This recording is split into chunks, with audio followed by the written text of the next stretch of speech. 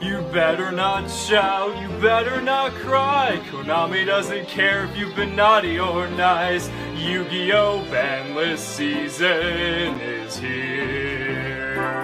What's going on, guys? It's Cimoooooooo. So not even 10 minutes ago did they just release the brand new July 2019 ban list. This is a really big deal. We just came out of Pro Play Tour Richmond, first event where Battles of Legend was legal, and now we have our new list, probably for the new competitive season. I didn't think we were going to be getting this till August, so I didn't get to really even put my ban list predictions in, but I'm excited. Let's just go ahead and jump right into it. If you notice, my setup's a little bit different. I'm still in Richmond. I haven't left yet, but luckily I have all my equipment so that we can bring this content to you. So right here, as you guys can see, effective from July 15th, 2019, this is on the UK's page, just because the American page, the US page has not updated yet for some reason, but I saw people like going crazy, and so I had to get to this as soon as possible. So the next update will be no earlier than October 14th, 2019. That's a really long time. That is August, September, and then the middle of October. So that's about 3 months. Like, that seems like a very long time from now. We should be getting, I think, 3 sets in that time, possibly 4. Oh boy, let's see what we got. Alrighty, so we're gonna scroll down here. Oh, there's a new Eclipse Wyvern is banned. Okay, so Eclipse Wyvern was being used in the Danger Thunder Dragon decks to be able to search out stuff like Chaos Dragon Levianeer or like whatever card that you needed, and then you would banish it with something just to get whatever you needed to your hand, just to help turbo your cards out. This also, I guess, does impact like with the Guard Dragon engine. That's also another component here. It's an interesting ban. I don't think a lot of people saw this ban coming. I'm not sure if there's like something in the OCG where this is like extremely abusable. Is like there going to be something else that we don't know about that's coming here, that there's a reason they're banning Eclipse Wyvern? I think that's a very interesting hit. It's kind of like a way to get at like the Guard Dragon engine, kind of, without really like hitting that deck. And I don't know. It's kind of a weird one to me, but I can kind of see it, but at the same time, I feel like there's a larger reason that I don't necessarily know about. But we'll see what else. Maybe there's something else in here for a reason why that card got banned. So scrolling through, the Phantom Knights of Rusty Bardich is banned. Okay, so I was actually thinking that this card was going to get hit for a particular reason. So we saw yesterday in the OTS Pack 11 reveal that Dingirsu is going to be an ultimate, Orcust Nightmare is a super, Orcust Harp Horror is a super, and then Nightmare Mermaid is supposed to be getting some sort of rarity bump in like the Megatins or something in the future.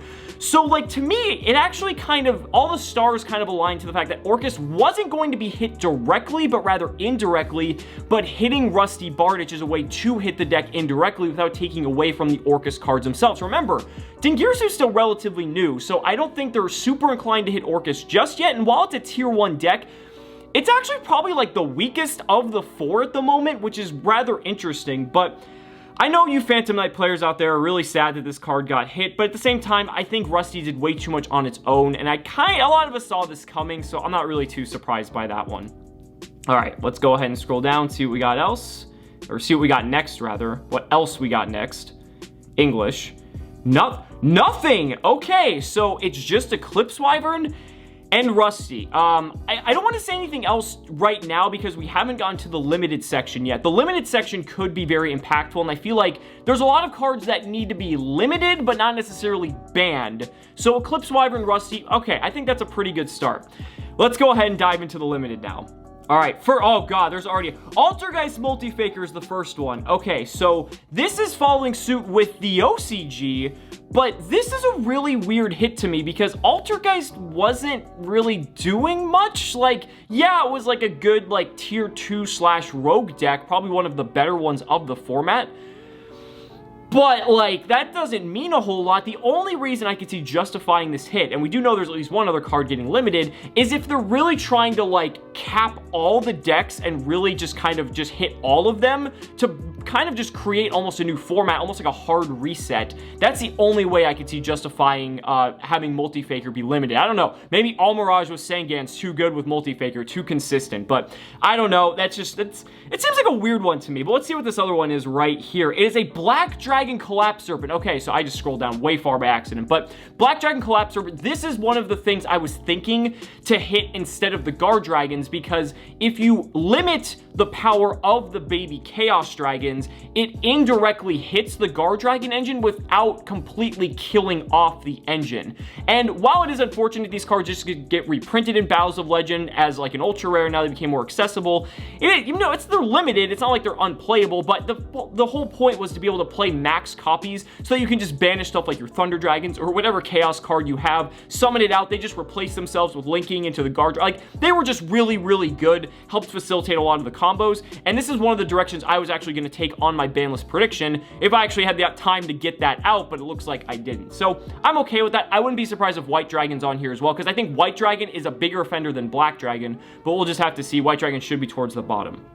Okay, there's another one. Gazelle is limited. Okay, this, I 100% knew this was going to happen, and the reason for that is because Gazelle, okay, Salamangreat won 4 of the 5 WCQs. It won all of them except North America, which Thunder Dragon took. And frankly, if a deck is going to win 4 out of 5 of the biggest tournaments of the year, that deck has to be touched in some capacity. But the thing is, hitting Gazelle doesn't take away from Salamangreat being played. In the OCG, they've already had Gazelle be hit for a couple weeks, and it's still one of the strongest decks in their format. It reduces the consistency of Salamangreat, which is one of its strongest strengths, but now it's going to still be able to do the same thing, because you still have 3 Circle, presumably. We haven't gone down any further yet. You still have 3 Circle, you still have 3 Signet Mining, so the deck can still do what it does very well. You just don't have access to as many copies as Gazelle, so you're not going to be able to do it as often. I think that's the best way to tailor a deck like that, instead of just killing something to make it completely unplayable. So I actually think that's a good hit, and I think Salamangreat is still realistically a very playable deck. All right, so next, Tempest. Tempest is, oh, there's another one too, White Dragon Wyvern Burster. Okay, so Tempest, Dragon Ruler of Storms, is now at 1. The OCG did this, and this isn't really too shocking. This hasn't really, like, done anything. Tempest is probably the weakest of the 4 Dragon Rulers, because Wind is honestly the shittiest attribute, so that's perfectly fine. White Dragon Wyvern Burster is the other one. Again, we saw this coming with Black Dragon Collapse Serpent, you know, already getting hit. I would be very shocked if they hit Black Dragon to 1 and didn't do anything to the White Dragon, but okay, that makes perfect sense. We still have plenty more to go. Daigusto Emerald is back at 1. Oh my god. Okay, so Emerald got banned back in Zoo format because it was so abusable, being able to make multiple copies of this, recycle your resources, draw cards. It was really, really strong. The thing is, though, we are now in an era where rank 4s are not played nearly as much. We haven't had a rank 4-centric strategy in quite some time. Daigusto Emerald did facilitate some sort of loops or FTKs, but I think the thing is, if Daigusto Emerald's at 1, you can't play multiple copies, so you can't, like, recycle Daigusto Emerald infinitely, so that's not an issue. And it's just, I think that's a very solid card. I think Daigusto Emerald is a very good card for rank 4s, and I actually kind of like this hit because now you can play it, but I don't think it's abusable. I think this is perfectly okay. I'm happy too, because now I can play my DT again. But again, there's not a lot of level 4, or excuse me, rank 4 decks floating around at the moment that would really take advantage of this, especially at least at the tier 1 level. All right, so going down, a lot of limits. That's already like 5. Salamangreat Circle is at 1. Oh, okay, so much for what I just said about this deck having consistency. So now you've got Gazelle to 1, and you've got Circle to 1. And you know what I just noticed? We're not there yet, but you know, I gotta scroll down. Hold on. Okay, so it's there. So multi-roll for Sky Striker got limited. What I was about to say is Salamangreat's getting all these hits, but we haven't gotten to Sky Striker yet. But I wanted to see, I just saw Hornet Drones there, so I figured we were gonna be close. So Circle's now at 1, Hornet Drones is now, or excuse me, multi-roll is at 1. That changes a lot for Salamangreat. I think it was actually okay with 3 Circle, 3 Signet Mining, but now you have 3 Signet Mining, 1 Circle, 1 Gazelle.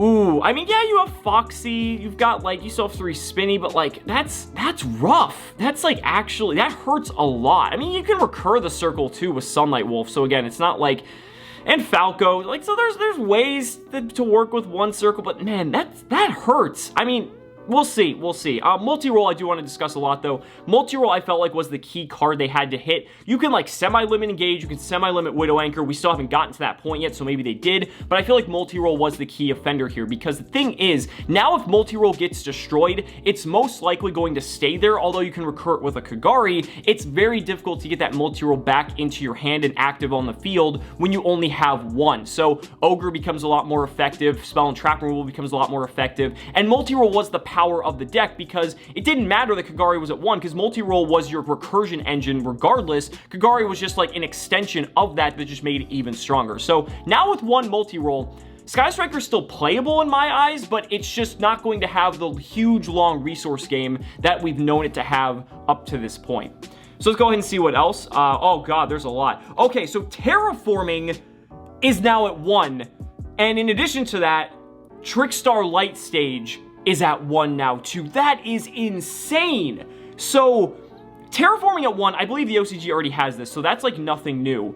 A lot of people have been saying this card should go to 1. I kind of see it because field spells are becoming extremely powerful now, especially Trickstar Light Stage being one of them, because it's not once per turn. It essentially pretty much ignited an entire Orcus combo on its own. So yeah, but it also hurts like some of the other lower tier decks that rely on Terraforming to kind of like get their engine going. So it's kind of like a double-edged sword, but Light Stage getting hit is also very significant, because that means Trickstar now is just really has a huge consistency hit. Not like Trickstar was doing anything regardless, but now if you were even considering playing pure Trickstar, that's going to be a very difficult decision. And this really is more of a hit to Orcus.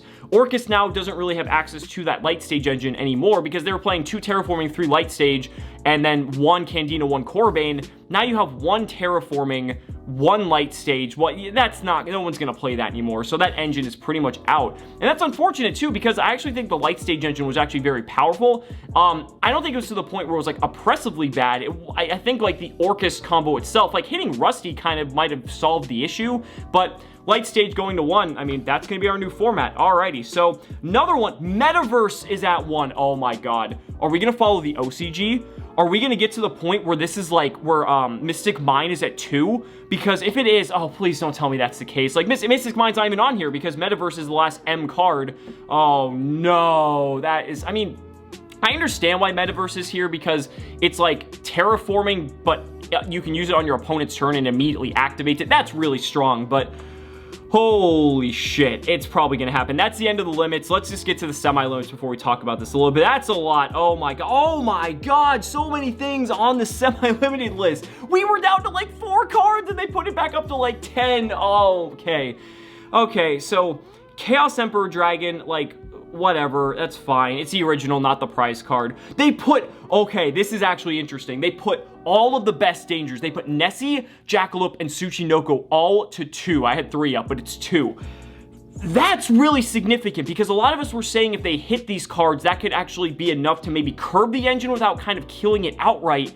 And now you've got a way to kind of utilize a 6-card danger engine without it being like overly oppressive, and that's actually kind of nice. Like, I know I'm not a fan of the semi-limited list, but I'm actually kind of a fan of this particular hit.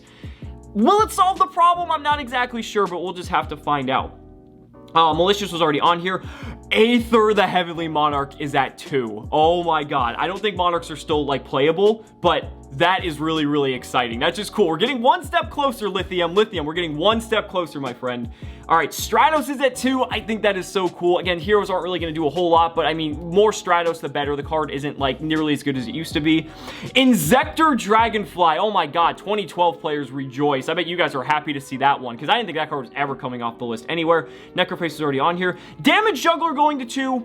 Fine, no one's playing Perform Mages anyway. Sure, it went to 2. Yes, that is so cool. We're just getting one piece of support back after another. And then Royal Tribute is at 2 as well. Again, doesn't really matter too much. No one's playing Gravekeeper, so I think that's perfectly fine. And then we have, oh my god, there's so many cards on the unlimited list too. This list is crazy. There's so many hits. Okay, so Scout is at 3 for Clee players. It went from 1 to 3.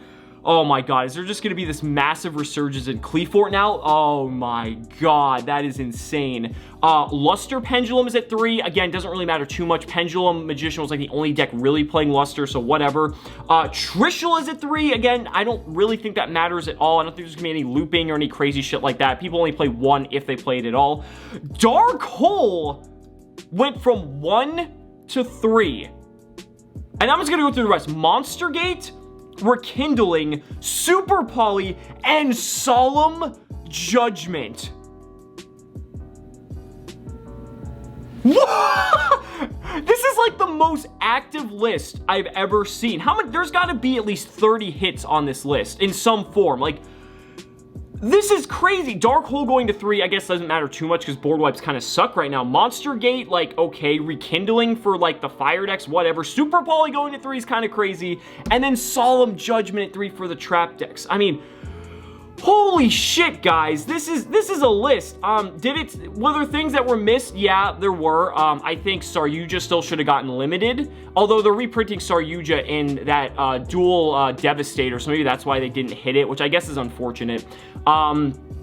What else still is up? Colossus is still at 3, but again, I don't really think that's like the biggest issue. Danger Thunder still seems, I don't know though, because I mean the Chaos Dragons got hit. That's pretty significant. Salamangreat only has 1 Gazelle and 1 Circle. That's significant. 1 multi-roll for Striker. That's pretty big.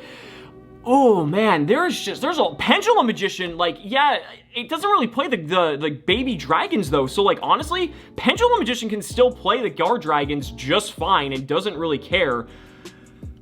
This is a list, ladies and gentlemen. This is a list. I'm gonna have to take some more time to think about it. I'm gonna bring you guys some more Banlist content over the next few days just to kind of just comprise all my thoughts and just think more thoroughly about all this, because there's a lot to absorb here. Let me know down in the comments which changes you guys are the most excited about. I'd really love to hear your thoughts. So guys, thank you so much for watching the video. Be sure to like the video as always. Subscribe to the channel for more amazing Yu-Gi-Oh content. And if you found this video exciting, consider supporting me on Patreon or becoming a YouTube channel member, because just by showing your support in any way that you can, you're investing in my ability to continue bringing you amazing Yu-Gi-Oh content. So thanks so much again, and we'll see you next time.